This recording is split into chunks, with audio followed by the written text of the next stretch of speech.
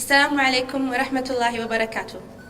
ممثل سمو ولي العهد الشيخ نواف الأحمد الجابر الصباح، معالي الدكتور بدر حمد العيسى وزير التربية ووزير التعليم العالي، الأستاذ الدكتور حسين أحمد الأنصاري مدير جامعة الكويت، الأستاذ الدكتور عدنان شهاب الدين مدير عام مؤسسة الكويت للتقدم العلمي، الأستاذ الدكتورة سميرة السيد عمر مديرة عام معهد الكويت للأبحاث العلمية. أحييكم وأرحب بكم جميعا. أخص بالترحيب ضيوف الكويت الكرام الذين سعوا لحضور المؤتمر الدولي السادس لأبحاث وتطوير الطاقة. أنقل إليكم نيابة عن سمو ولي العهد الشيخ نواف الأحمد الجابر الصباح راعي المؤتمر ترحيبه بكم وتقديره لما بذلتموه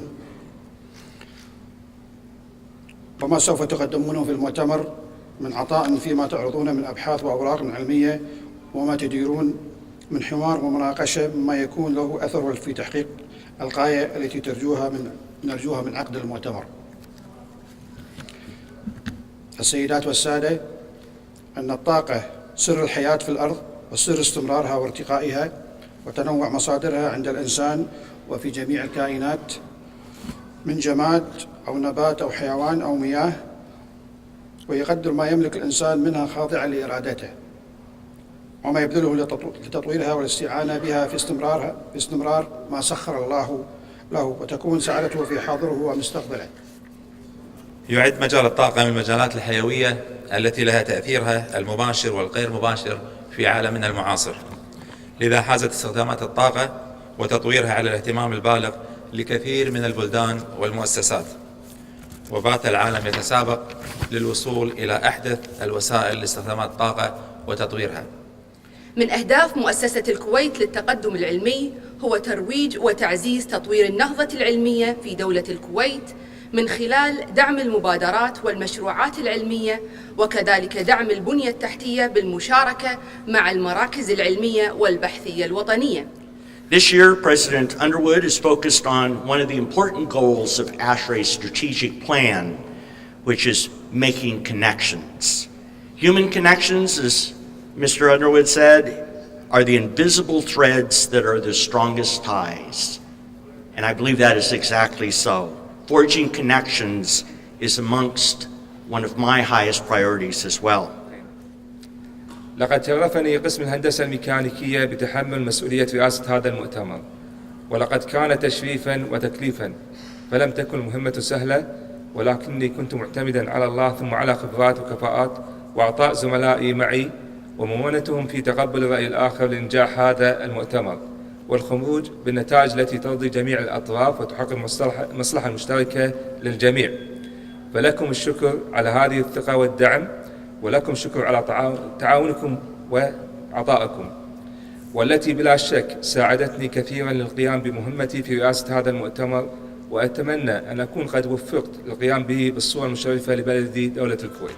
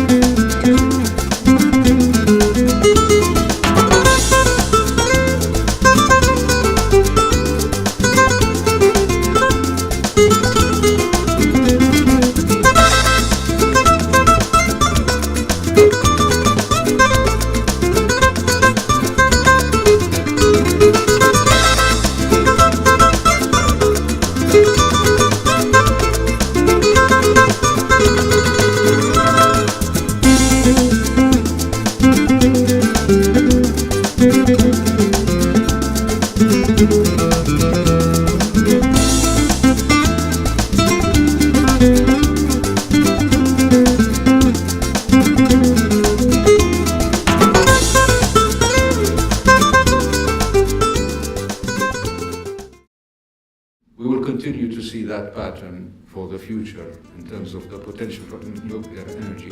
And on the right-hand side, I show two graphs, one on the top. These are the projection of consumption or demand in the future according to a number of scenarios by the IEA. And if you look at OPEC or EIA future scenarios, 3-4 plausible scenarios, you see the consumption will be all over the place depending on which scenario you follow. And the same thing applied on the bottom curve. I don't want to have to expand it, it will be available. But the bottom curve also indicates that these supply sources and resources are subject to a large degree of uncertainty. Industry and for energy research in buildings. And that is getting occupied buildings to perform well, to perform as intended at the design stage, and not, for example, use typically up to twice the amount of energy that is expected from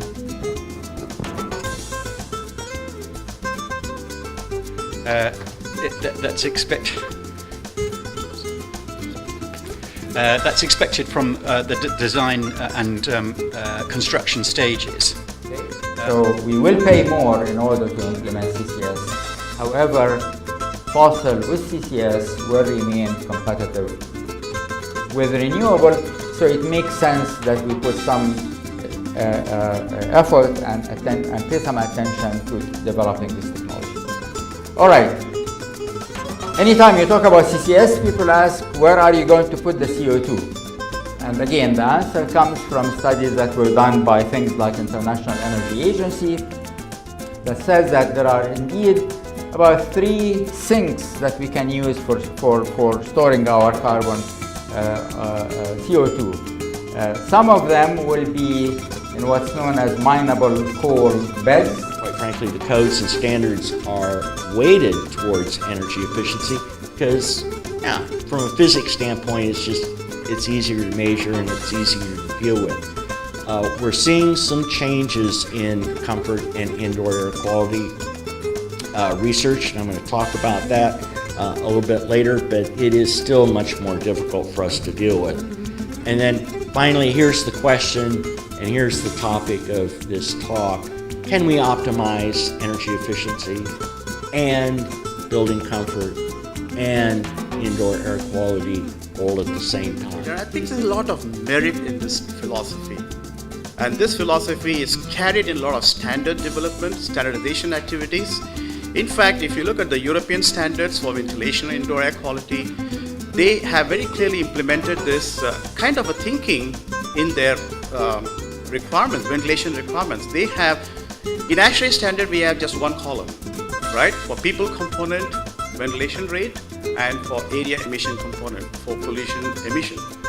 In the European standards, in SEN and other European standards, there are 2 columns. One is for non-low polluting materials. In other words, the standard one, the one that keep polluting. And then there's another column for low polluting materials. As well as alternative technologies, such as, for example, battery electric vehicles, fuel cells vehicles, which are zero emission technologies. Yes. No. It was only the diameters of the pipeline was oversized. Center coupled to climate model, it uses CO2 emission scenario of a country to deduce the climate change pattern. And in the case of Lebanon, the CO2 emission. That is in cases. So if I consider now the 3 cases together, where I have the 3 variables, I end up. In this investigation, the operator is the only source of contaminant particle in the clean room. Velocities, relative humidity, and these are some of the comparisons between the measured and predicted profiles at various height temperatures. Comparisons, which. And in this paper focuses on one project entitled Energy Systems in Public Buildings. The goals of this project was... The question now is, what can we do with the electricity that is needed here on the top? On the other hand, we have the excess production of the average of the day is 800, and the ambient temperature is 20, while we allow the cell temperature to become 40 or something like that. Patent for it, and it would be a cycle that uses the converting diversion nozzle, and it starts from here, coming to this point. The nozzle pressure ratio on the shock location of the aeration. Here we have two conclusions. The first one is as we increase the MPR. This photo taken from the mosque near our universities in College of Engineering. The window, like this design, they made of gypsum board designed for the window. Means that whenever you go very deep to the crossing the crust, you will find lava, hot material, hot fluid that you can generate power. If you see, particularly during summer, for example, the land temperature, air temperature on the land goes up to 50 degrees centigrade. 0.75 is for that range of the phase velocity. This material can be made from metal or fabric, which lead.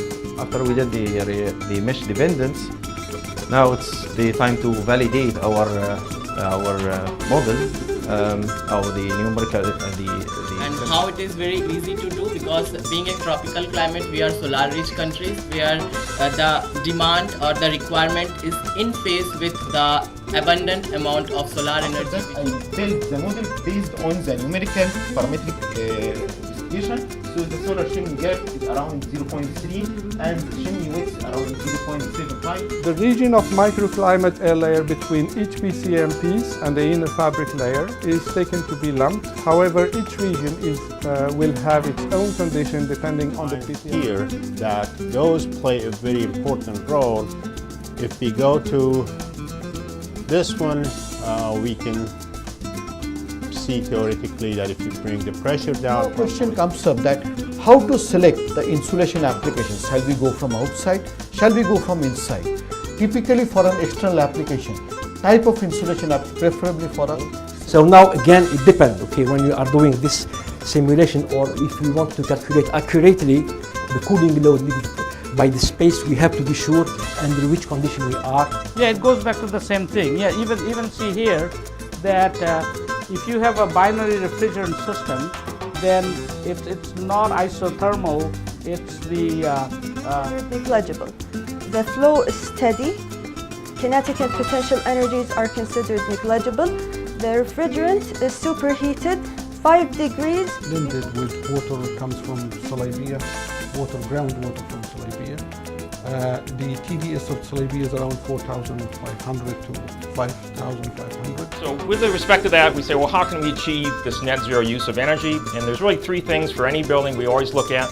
First, and the biggest issue is reduce. We want to reduce the use of energy in that facility. So all the input is according to the specification of the HVAC system, including all the documentary in this project. The total electric generated in Saudi Arabia is consumed by buildings, and 50% of that goes to the residential building.